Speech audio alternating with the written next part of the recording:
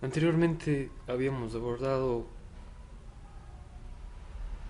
epistemológicamente una breve introducción acerca de los conocimientos previos más indispensables en cuanto a la fundamentación del quehacer filosófico a partir de la evidenciación de dichas herramientas.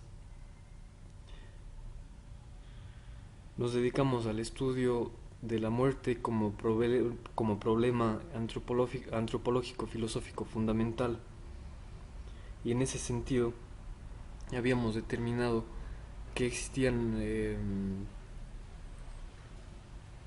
cuatro ejes problemáticos o cuatro materias a través de las cuales podíamos tratar el problema de la muerte, a saber, la subjetividad exterior y la subjetividad interior, la objetividad exterior y la objetividad interior.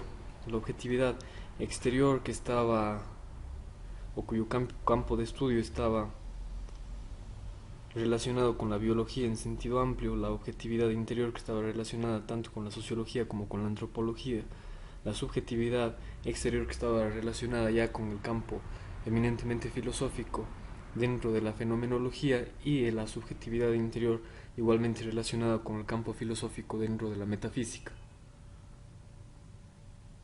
En ese sentido también habíamos puntualizado previamente una visión diacrónica de la evolución histórica, cultural y antropológica de cómo la muerte se ha ido concibiendo a lo largo de la datación histórica en Occidente, sobre todo a partir de la caída del Imperio Romano en el año 476 después de Cristo, sobre todo teniendo como base los apuntes del historiador francés Ariès.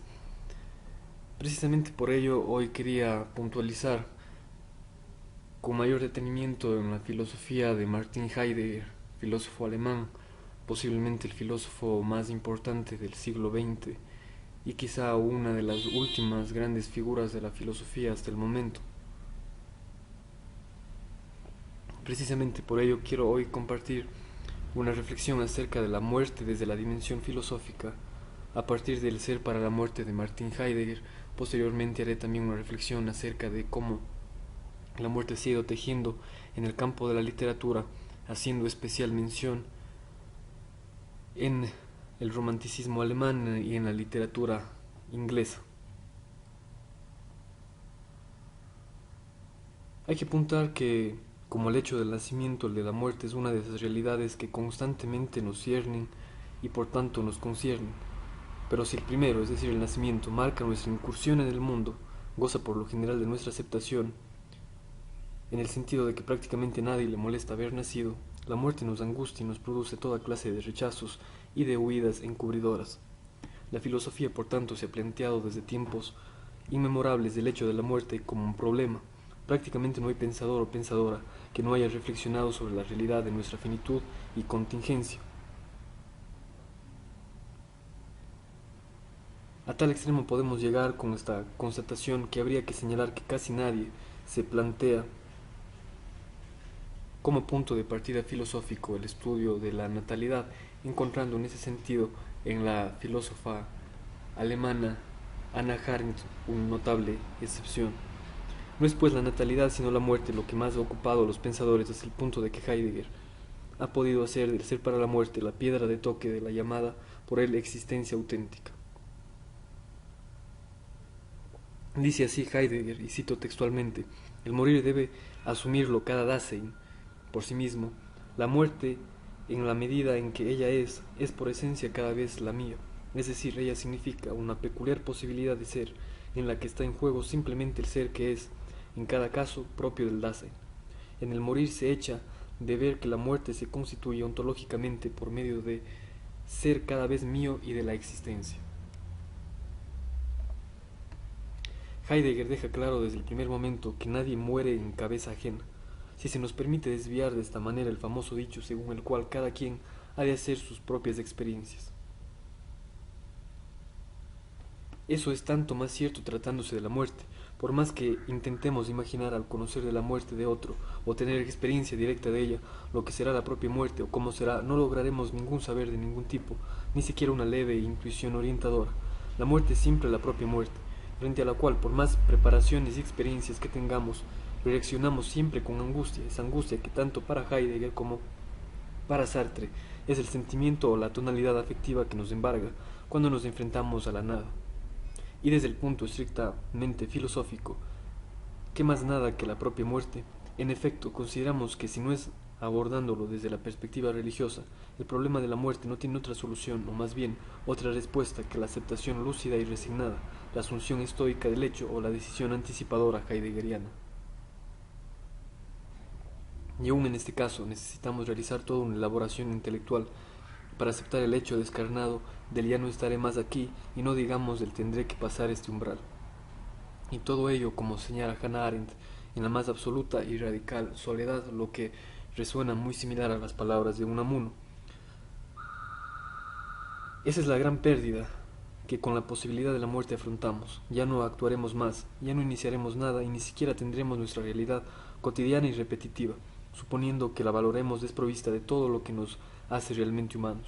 Por eso, ante tal posibilidad tan propia, como dice Heidegger, reaccionamos con la angustia que nos desazona y paraliza, pues una cosa es disertar sobre esto cuando estamos sanos y bien portantes, y otra cuando nos enfrentamos cara a cara con el momento decisivo de nuestra vida. Porque en efecto la muerte, tal como dice Heidegger, es un fenómeno de la vida. En efecto, tal como ya lo indica la sabiduría popular, para morir lo único que hace falta es estar vivo.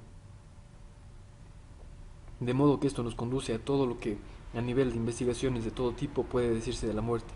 Allí tenemos a los médicos y a sus indagaciones acerca de lo que puede en cada caso haber causado el deceso, o las discusiones acerca del momento exacto en el que una persona puede ser declarada muerta. Se habla entonces de muerte cerebral como el concepto que finalmente permite decretar la muerte legal de un cuerpo, que si aún se mantiene en vida es básicamente porque cuenta con el apoyo de las modernas tecnologías. Por otra parte estarían todas las investigaciones psicológicas acerca de cómo se vive la muerte, si así puede decirse, aunque parezca paradójico. En este caso se pregunta por el sentido que reviste la muerte para quien va a enfrentarse a ella, los sentimientos que la noticia de la inminencia de la muerte producen en el paciente o sus allegados, las etapas por las que pasan las personas que enfrentan un desenlace fatal a corto o mediano plazo, y así otro tipo de investigaciones en el ámbito sociológico, antropológico, etc., que han sido abordadas en el encuentro previo.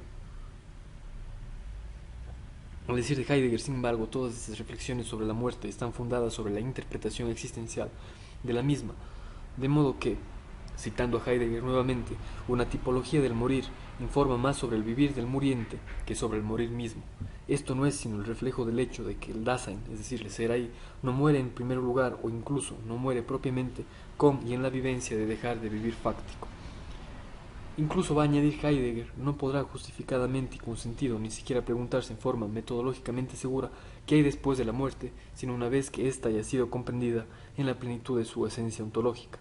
Sin embargo, está claro para el autor que para quienes consideran desde un punto de vista ontológico el problema de la muerte, ya sea desde el plano de la biología o de la psicología o incluso desde la teología, la caracterización ontológica de la muerte les parecería formal y vacía.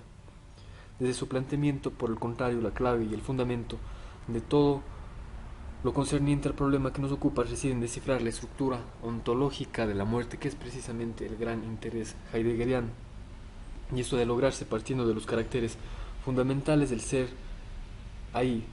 Estos caracteres nos delinean una existencia que se anticipa a sí misma, que es facticidad en cuanto es en el mundo, y que además es caída en la medida en que estalla siempre en medio de los entes, y en ese estar se mantiene y distrae.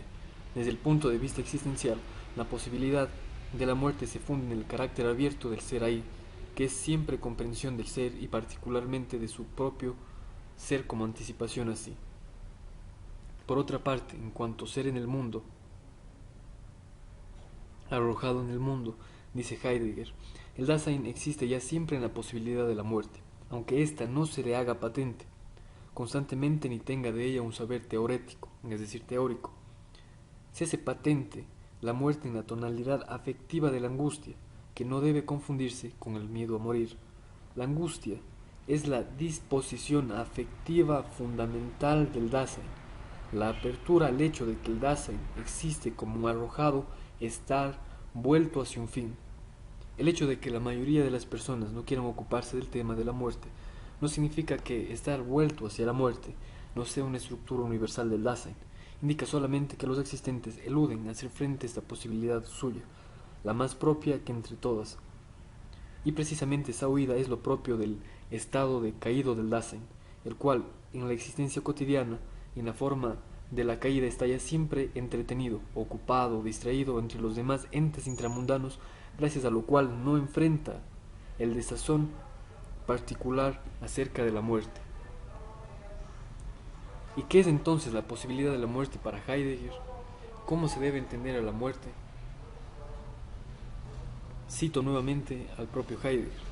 La muerte es una posibilidad de la que el Dasein, es decir, el ser ahí, tiene que hacerse cargo cada vez. En la muerte, el Dasein mismo, en su poder ser más propio, es inminente para sí.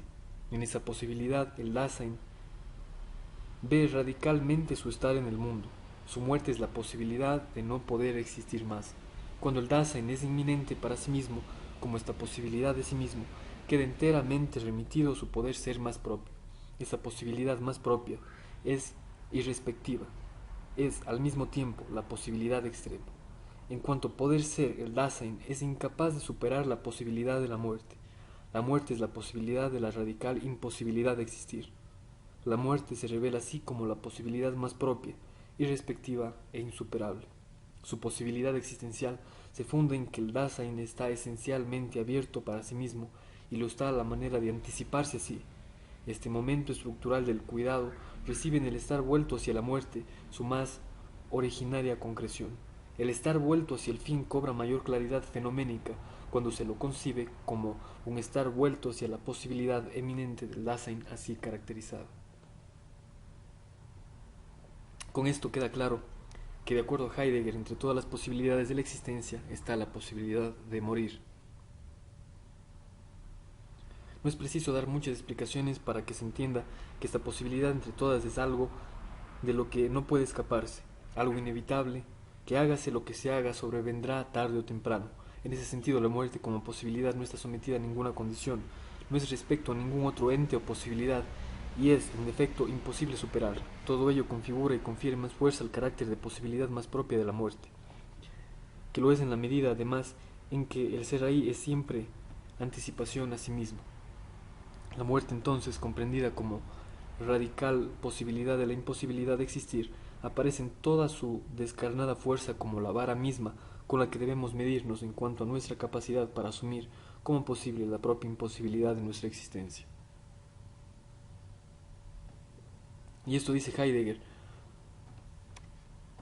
no como una certeza teórica que pudiésemos manipular y manejar como cualquier otra mediante un saber neutralizante y tranquilizador, ni como algo frente a lo cual pudiésemos adoptar una actitud altiva o estoica ante la muerte.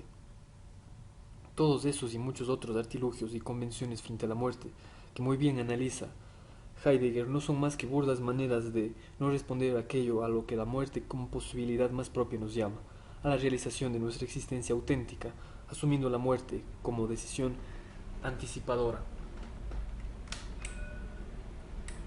El estar vuelto hacia la muerte implica poner de relieve justamente su carácter de posibilidad y sobrellevarla como tal, lo cual no debe entenderse en absoluto como un afán o interés de adelantar su advenimiento ni un mantenerse constantemente en el pensamiento de ello. No se trata tampoco de relacionarse con la muerte en el modo de la espera, que no tiene que ver con el carácter de posibilidad de la muerte. Para Heidegger es muy importante que se entienda que la decisión anticipadora y el estar vuelto hacia el fin no se refieren a la muerte real o fáctica, sino al descubrimiento de la muerte, precisamente en cuanto a posibilidad, y lo que aquí aparece en esa posibilidad es precisamente la radical imposibilidad de la existencia, como ya se ha dicho anteriormente.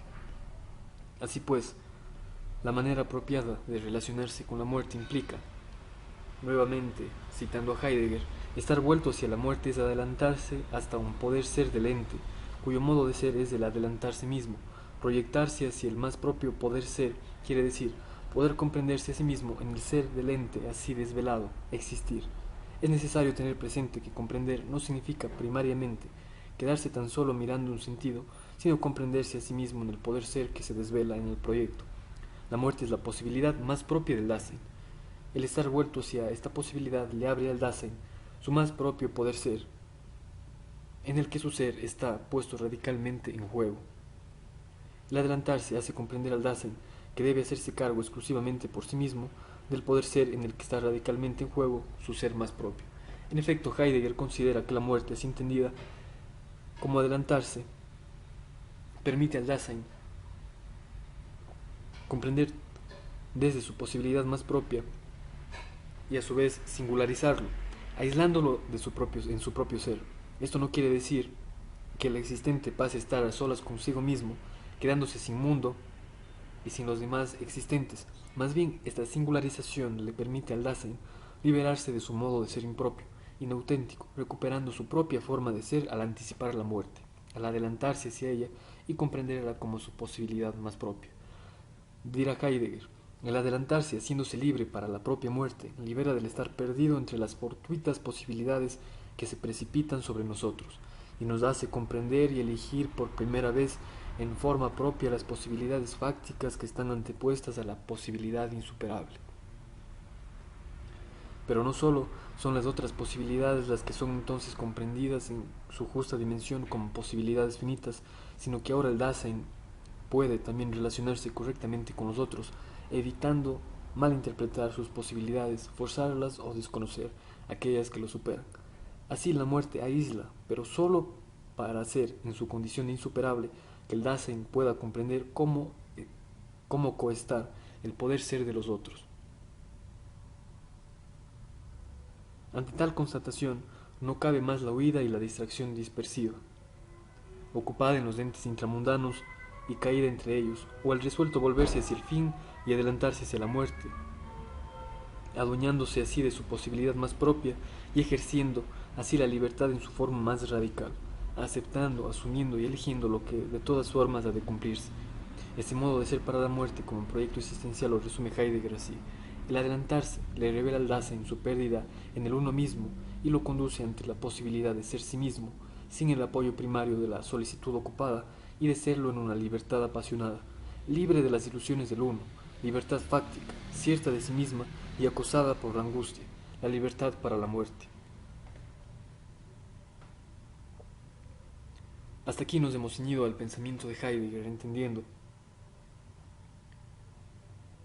la construcción fenomenológica de la muerte que ha establecido tal autor, por la que se ha dibujado a la muerte como la posibilidad de la imposibilidad, de las posibilidades a partir de la cual se construye la existencia auténtica del ser ahí, y que con ello se dibuja el modelo ontológico de Heidegger acerca de la muerte. Ahora voy a referirme a la muerte y la literatura. Era un esbozo para el que voy a tomar en cuenta de manera específica los aportes de la literatura inglesa y del romanticismo alemán. Las referencias a la muerte son numerosas en todas las civilizaciones y culturas, como ya hemos visto anteriormente. Las distintas expresiones literarias han sido uno de los medios que se han utilizado para manifestar la atracción o rechazo a ello. En tal sentido, el propósito de este encuentro es evidenciar cuáles han sido las maneras de entretejer, negar, asumir o tergiversar los profundos significados y significaciones de la muerte a lo largo de la historia de la literatura, sobre todo en los periodos a los que me referiré. Para ello voy a referirme inicialmente al romanticismo alemán, que surge primeramente sobre todo como reacción al iluminismo francés, en el que se elimina de la ecuación filosófica la figura de Dios. El hombre asciende como eje central de la historicidad, y precisamente a partir de esa libertad absoluta del hombre para construir la historia, son los románticos quienes añoran la figura de Dios y quienes sienten la imposibilidad de manejar la libertad absoluta del hombre. Es así que el romanticismo surge como movimiento literario en Alemania entre 1797 y 1804, y sus impulsores principales son los hermanos Schlegel, fundadores de la revista Antenaum, que apareció en Berlín en 1709. El romanticismo para ellos es la literatura aplicada a poemas narrativos o ficciones fantásticas no sometidas a reglas, y para sus seguidores está ligado a las profundas emociones capaces de suscitar irracionales asociaciones psíquicas, y al hecho de amalgamar la naturaleza, el arte, la poesía y la prosa, la memoria y la esperanza, el alma y los sentidos, lo terrestre y lo divino, la vida y la muerte. En definitiva, vemos que en el romanticismo literario alemán se presenta un movimiento reaccionario ante el iluminismo francés y su postulado central de la absoluta posibilidad de conocer al hombre en todas sus dimensiones a través de la razón. Es por ello que la tentación del abismo, el vértigo, la angustia, la muerte empapan vida y obra de los románticos. Algunos como Novalis o como Lenaus les va a conducir a la locura. Es así que Edgar Allan Poe dice textualmente: mis enemigos atribuyen la locura a la bebida en vez de atribuir la bebida a la locura. Otros se sienten estigmatizados por la corrosión inevitable de la vida, como expresa Keats en su oda a una urna griega. Víctor Hugo va a cantar a los crepúsculos y Mallarmé finaliza su obra Angustia con este verso: tú que acerca de la nada sabes más que los muertos. Un rasgo definitorio del alma romántica es su desgarramiento, definido como obsesión por entrar dentro de uno mismo y obtener una visión ajena. Esta visión conduce a considerarse un desconocido, un extraño, alguien que no nos satisface y de quien quisiéramos desprendernos. La psicología considera el autodesprecio como uno de los factores capitales de los estados depresivos. La figura del otro yo no es un recurso literario, sino un reflejo de esa depresión, pues ese otro yo, desconocido, oscuro y ambiguo, atrae y a la vez repele, como atrae y repele una cima. Al querer sumergirse en ese vacío, donde a veces se dibuja la luz de algún sueño o de una figura, en la memoria se está huyendo de la realidad, esa realidad que no se denomina, que nos es incómoda y para cuyos problemas se busca soluciones irracionales. La exploración del yo profundo se convierte así en una forma de cobardía, puesto que en ese ámbito de lo inconsciente la responsabilidad no existe, como no existe durante el sueño. Acercarse a vivir en la irresponsabilidad interior es apetecible y al mismo tiempo desasosegante, como el innominado silencio de lo tenebroso. Quizá esa tentación del abismo explique la fascinación por la muerte, la desean los amantes desgraciados, la búsqueda, el infeliz solitario se la gana en cada paso que da el aventurero. Y como habíamos dicho, de acuerdo a los postulados del historiador Arias, precisamente en este periodo podemos encontrar la romantización, incluso erotización, de la muerte.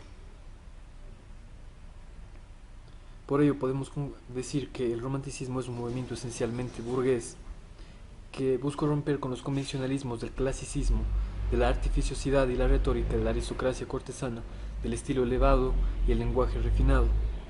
Es así que el arte romántico fue el primero en ser un documento humano, una confesión a gritos, una herida abierta y desnuda del hombre moderno. En ese sentido, es muy necesario la lectura de autores como Novalis, Víctor Hugo y otros. Ahora voy a referirme un poco a la literatura inglesa. Existen graves problemas al considerar cuándo surge la literatura inglesa, sobre todo debido a algunos problemas eminentemente lingüísticos, ya que la lengua todavía no estaba cuajada hasta ese momento y muchos consideran que el fundador auténtico de la literatura inglesa es Chaucer, y en la segunda mitad del siglo XIV, donde aparece un estilo heroico en el que ya podemos considerar la existencia de una lengua inglesa. Sin embargo, la literatura inglesa no presenta esta fortaleza teórica y esta independencia que sí lo hizo la literatura alemana, sino más bien se va erigiendo sobre una confluencia de diversas influencias, tanto francesas, italianas y de la antigüedad. Por ello el tema de la muerte, por ejemplo, está representado en el teatro a través de piezas alegóricas, en obras como La danza de la muerte, que constituyen un género característico del fin de la Edad Media y el principio del Renacimiento. Las danzas de la muerte se relacionaban con muchos territorios literarios y participaban de variados tipos de arte como la pintura, la escultura, el teatro, la danza y la música. Además se las vincula con ciertas actividades parateatrales como la mímica y la procesión. Por danzas de la muerte se entiende una sucesión de imágenes y textos presididas por la muerte como personaje central, generalmente representada por un esqueleto, un cadáver o un vivo en descomposición, y que en actitud de danzar dialoga y arrastra uno por uno a una relación de personajes habitualmente representativos de las diferentes clases sociales. Definida así, estaríamos ante una danza de la muerte que podríamos denominar completa, es decir, contexto literario y representación gráfica. Las danzas de la muerte aparece por primera vez en la Francia unida en 1376. La teoría más atrayente sobre el origen de esta palabra es que se basa en el término árabe Macabir, que significa cementerio, que se relaciona con la tradición folclórica arraigada en Europa sobre la creencia en danzas nocturnas que realizarían los muertos al salir de sus tumbas y rondar por los cementerios. Por tanto, simbolizan la finitud de la vida, el último arrepentimiento y la posterior ilusión. Van cargadas de un mensaje moral, una ironía estremecedora y una denuncia social del mundo en el que nacieron. Posteriormente, en el siglo XVIII, no existe mayor desarrollo. Podemos destacar la existencia de pensamientos nocturnos sobre la vida, la muerte y la inmortalidad. Sin embargo, no existe un género que haya tenido envergadura tal como los anteriores a los que me he referido. En el siglo XIX se popularizan grandes odas que buscan combinar el amor y la fascinación sobre la repulsión que genera la posibilidad de morir. Y con ello básicamente se ha establecido cómo la literatura a lo largo del tiempo ha ido estableciendo, quizá tanto en consonancia, y diríamos, tomando la expresión de Ortega y Gasset, que la muerte también se ha construido como un género literario en cuanto obedece, sobre todo a su representación subjetiva interna, es decir, a la organización social, cultural y antropológica, a determinados modos y formas de avance material de las sociedades a lo largo del tiempo.